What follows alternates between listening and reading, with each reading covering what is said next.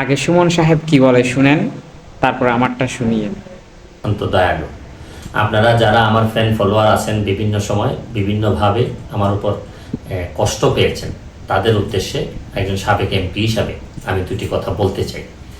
আমি আপনাদের এই সংস্কার, কোটা সংস্কার যে আন্দোলন, এই আন্দোলনে বা বৈষম্য বিরোধী ছাত্র আন্দোলন, এই আন্দোলনে কোটা সংস্কারের জন্য আমি সবসময় আচ্ছা। আপনাদের সাথে ছিলাম এবং এটাতে যারা আহত নিহত হুম। হয়েছেন তাদের পক্ষেও, আপনি এই সবসময় বিচারের পাশে থাকেন আমার। পক্ষেও আমি ছিলাম।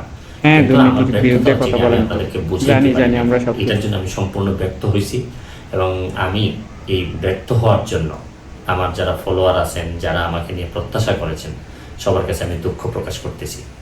আমি আচ্ছা। আপনাদেরকে আরেকটি কথা বলতে চাই। এখন যে কাঠামোগত সংস্কার আপনারা চাচ্ছেন, দেখেন এই সংস্কারের জন্য আমি বহু বছর আগে থেকে কাজ করে যাচ্ছি। আপনারা দেখেন এই দুর্নীতির বিরুদ্ধে যুদ্ধ গত 15 বছরে আপনারা যে 2-3 জন মানুষ দুর্নীতির বিরুদ্ধে সোচ্চার ছিলেন, এর মধ্যে হয়তো আমাকে একজন আপনারা পাবেন। আপনারা জানেন যে আমি এস আলমের বিরুদ্ধে নিজে বাদী হয়ে মামলা করছি টাকা পাচারের জন্য। আপনারা জানেন যে আওয়ামী লীগের বর্তমান কমিটির যিনি প্রচার সম্পাদক আব্দুল সুবহান গোলাম, তার আমেরিকাতে 9 বাড়ি থাকা নিয়ে আমি নিজে বাদী হয়ে মামলা করছি। আমি পুলিশের সাবেক আইজিপি বেনজিরের বিরুদ্ধে নিজে বাদী হয়ে দুদকে মামলা করছি। মহান সংসদে আমি তার বিরুদ্ধে বক্তব্য হ্যাঁ, দিছি। বুঝি মতিউর, বুঝি। যে কর কমিশনার মতিউরের বিরুদ্ধে আমি মামলা করছি। আমি সালাম মুর্শিদির বাড়ির নিয়ে মামলা করছি। আমি আপনি সালাউদ্দিন, কাজী সালাউদ্দিন যে ফুটবলের দুর্নীতি নিয়ে আমি কথা বলছি। ওসি মুয়াজ্জেমের বিরুদ্ধে আমি নিজে মামলা করছি, করে তার 8 বছরের সাজা হয়েছে ডিজিটাল নিরাপত্তা আইনে।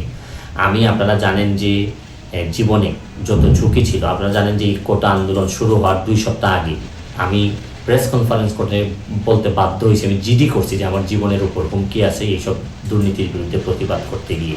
সুতরাং আমি এই আচ্ছা সুমন সাহেব, আপনি তো অনেক কিছু বললেন, আপনার কাছে 3টা প্রশ্ন করব শুধু।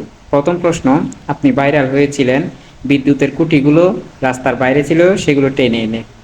দ্বিতীয়ত, আপনি প্রচুর মিথ্যাচার করে ভাইরাল হয়ে সুবিধাবাদী হয়ে কেন আওয়ামী লীগে ঢুকলেন? তৃতীয়ত, সংসদ সদস্য নির্বাচিত হলেন, সেখানে বিরাট কারচুপি হয়েছে, তখন আপনি কেন কথা বলেননি? শুধু তাই নয়, আপনি তো এদের বিরুদ্ধে কথা বলেছেন, এই যে হ্যাঁ ঠিক আছে এরা দুর্নীতি করেছে এগুলোর বিরুদ্ধে, কিন্তু আপনি তো আপনার আপার পাশে ছিলেন। এই যে এখন বলা হচ্ছে আপনার আপা হাজার কোটি টাকা দুর্নীতি করছে, সেটা নিয়ে কিছু বললেন না কেন? সেটা নিয়েও কিছু বলতেন, তাহলে আপনি আপাকে নিয়ে এখনো নীরব কেন? তার মানে আপনার মধ্যে এখনো ঘাপটি আছে, জনগণের সিম্পিটি আদায় নিতে চাইতেছেন। এগুলো আর হবে না, মানুষ বুঝে গেছে আপনি কি।